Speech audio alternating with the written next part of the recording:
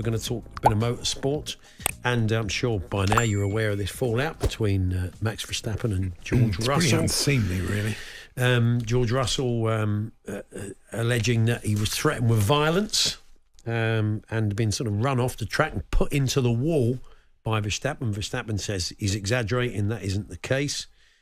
So, I mean, it's all a bit messy. It adds a bit of spice, of course, to the final Grand Prix.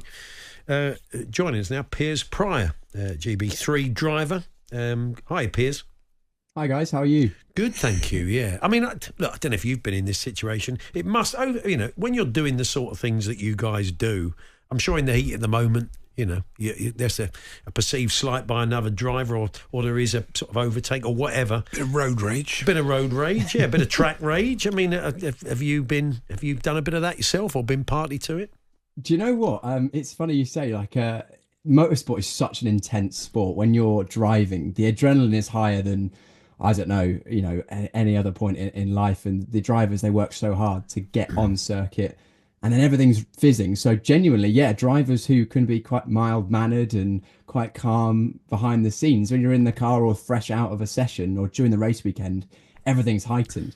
I mean, I generally like to think of myself as a fairly chill dude, but in my racing career, the number of times, you get worked up by something and you might potentially say things that you wouldn't otherwise say in a way that potentially you wouldn't always say it. But it's interesting. It's very, this sort of level of drama, especially genuine, needle between drivers, is not something we see much in Formula One these days. So it's nice to have, I say nice, it's not nice, but it's actual drama as opposed to sort of quite a lot of the cultivated drama that seems to go around.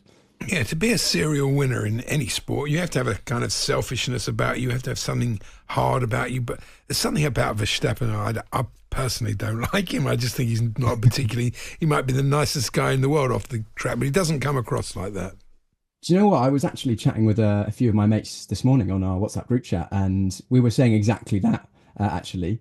Max, when he's relaxed, not in race mode, he seems like a really chill guy, someone that you'd want to be friends with. But he definitely has a side to him that can come across quite abrasive, quite potentially nasty at times. I mean, this, as George Russell has quoted it saying, I won't repeat the quote because it's not exactly family friendly, but is something along the lines of he's going to put him on his head in the wall with some flamboyant language in there, which George Russell said in an interview to Sky Sports, not acceptable. And I completely agree. But it's kind of something that you do see at sort of lower levels sometimes in karting, for example. If a drivers have a bit of a ding dong on circuit, it can carry on off of the track, and that's something that the sport generally gets rid of as the levels go up, because drivers realize, as George Russell pointed out, it's professional, not personal.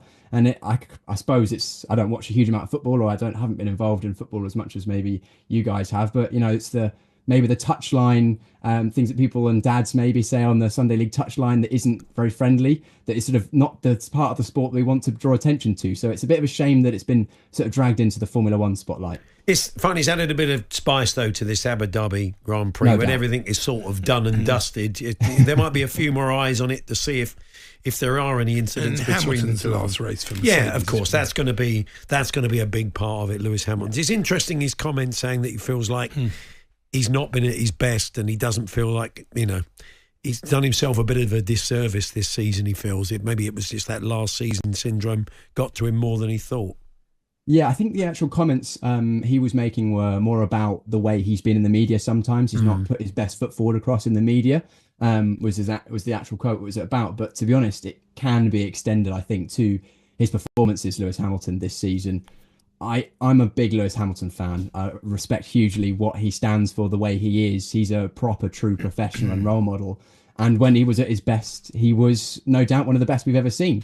And I just think, especially the second half of this season, we haven't seen the best of him. And I really hope that we get to see a resurgent Lewis Hamilton in Ferrari next year. But, it's going to be an emotional weekend for him, I'm sure, and a lot of the Mercedes-AMG Formula One team, because, it's been a long partnership for them, and it was always hard to leave a relationship like that. End of an era. That's true. Absolutely. Thank you, Piers. Thanks very much. No problem. Thanks, guys. Have a good afternoon. Piers Prior, their GB3 racing driver. Our thanks to him.